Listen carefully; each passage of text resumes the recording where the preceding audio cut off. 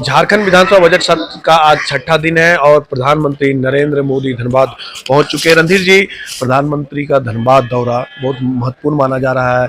का राजनीतिक यहाँ पे लाभ लेने के लिए पहुंचे। कई यहाँ का जेएमएम के विधायक मंत्री ने कहा कि फिर से जुमलेबाजी हो गई, उनका आगमन तो हो चुका है।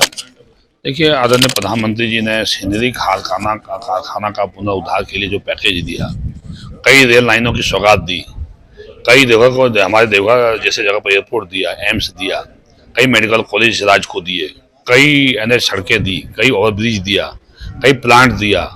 तो मोदी जी लगातार झारखंड को कुछ न कुछ देते रहते हैं और झारखंड में आज झारखंड जो आज इतना आगे बढ़ा है, मोदी जी के कार्यकाल में झारखंड को बहुत कुछ मिला। मैं आदरणीय प्रधानमंत्री जी को बधाई देता हूं कि उन्होंने 6000 करोड़ से ज़्यादा की योजनाओं का सौगात आज झारखंड को देने का काम किया है। इनके कार्यक्रम 1 महीना पहले थे, लगातार इनके व्यस्तम कार्यक्रम चल रहा था और मोदी जी ने आज आके जो सौगात दी है, इससे हमारे झारखंड के लोगों को काफ़ी फायदे होने वाले हैं। और निश्चित रूप से जब मोदी जी झारखंड आएंगे तो सभा होगी तो आने वाले चुनाव में इसका फायदा भी हम लोग को मिलेगा।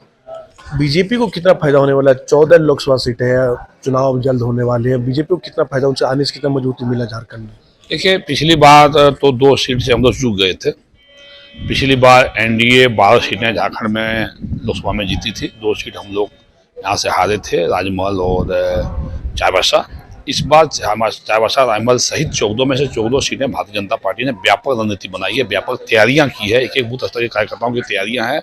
और मोदी जी का जो क्रेज है, मोदी जी काम का की जो गारंटी पर गारंटी जो लगातार देके जो काम कर रहे हैं, उससे विश्वास काफ़ी जनता में जगी है। और मोदी जी का क्रेज के चलते, मोदी जी के नाम पर, भारतीय जनता पार्टी के काम पर और भारतीय जनता पार्टी के कार्यकर्ताओं के बूथ स्तर के कार्यकर्ताओं के विश्वास पर जनता की जो रुझान है, मैं दावे के साथ कह सकता हूँ कि 14 में से 14 सीटें इस बार भारतीय जनता पार्टी की एनडीए की झोली में झारखंड में कमल खिलने वाला है। जेएमएम के विधायक जो सुदीप कर सोनू ने कहा है कि प्रधानमंत्री नरेंद्र मोदी से मांग किया है कि सरना कोड लागू करे, यहाँ से जनता के बीच में संबोधन करे। और दूसरा कहा कि झारखंड का जो बकाया राशि 1 लाख करोड़ से अधिक राशि वो भुगतान कर दें, यहाँ के राज्य का विकास में बहुत महत्वपूर्ण उनका योगदान होगा। झारखंड सरकार को जो केंद्र सरकार पैसे दे रही है, लगातार इनकी पैसे खर्च नहीं हो रहे हैं। कल भी देखा होगा अपने सदन में मैंने उठाया, 812 करोड़ रुपया प्रधानमंत्री फसल बीमा योजना के लिए राज्य को दिया गया है। इन्होंने खर्च नहीं किया, बीमा योजना को इन्होंने बंद करके रखा। इस राज्य को लगभग 1500 करोड़ रुपया आपदा राहत से पैसा मिला है जो खर्च नहीं कर पाए। विभिन्न विभागों में लगभग 4000 करोड़ रुपया इनको दिया गया जो खर्च नहीं कर पा रहे हैं। किस पैसे की बकाया की बात कर रहे हैं? जीएसटी की बात कर रहे हैं ना। जीएसटी सभी राज्यों को जो जीएसटियाँ होती है, जो हिस्सा होती है, वो रॉयल्टी के पैसे वो सभी राज्यों को ससमय भारत सरकार लौटा देती है। ऐसा नहीं कि ये एक सिफुगा ये लोग चलाया है, जब काम नाच न जाने आंगन टेढ़। जब काम ये सरकार नहीं कर पा रही है तो भारत सरकार से बकाया है। कौन सी बकाया भाई? क्या अथेंटिक रिपोर्ट है? और मीडिया के सामने आपको सार्वजनिक करना चाहिए ना, मुंह से बोलना नहीं होता है ना। आप उनसे मांगिए, आप मीडिया से जुड़े मांगो उनसे कि भाई कौन कौन सा हेड में बकाया है, या हम जब एक श्वेत पत्र जारी करें, जनता के बीच में जारी करें, सोचिए। जहाँ तक सुधीर सोनू जी बहुत छोटे एक नेता है झारखंड मुक्ति मोर्चा के, वो प्रधानमंत्री जी के बारे में बोलने का उनको नैतिक अधिकार नहीं है। वो अपना गिरिडीह विधानसभा देखें, वो जीतेंगे कि नहीं जीतेंगे, वो रहेंगे कि नहीं विधायक, उनको चिंता करना चाहिए। उनको मोदी जी के बारे में बोलने का उनको कोई नैतिक अधिकार नहीं है।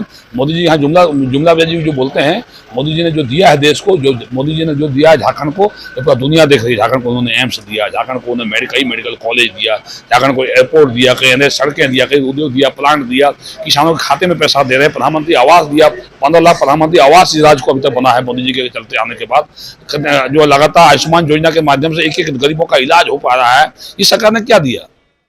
इस सरकार सिर्फ तो जुमलेबाजी किया। सरकार ने क्या कहा? इनके नेता हेमंत जी ने क्या कहा था कि हमारी सरकार बनेगी तो 1 साल में 5 लाख नौजवानों को रोजगार देंगे, तो 4 साल में तो 20 लाख नौजवानों को रोजगार मिलना चाहिए।